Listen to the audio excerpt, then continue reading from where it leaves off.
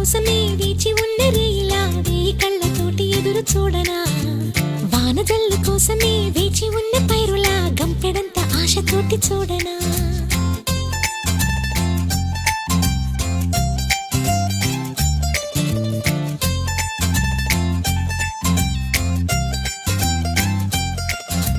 జోల పాట కోసం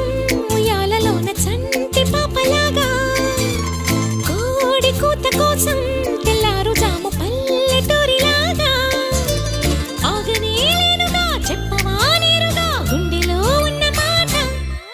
ఏ ఒకటి రెండు మూడు అంటూ అరే ఒక్కో క్షణాన్ని నేను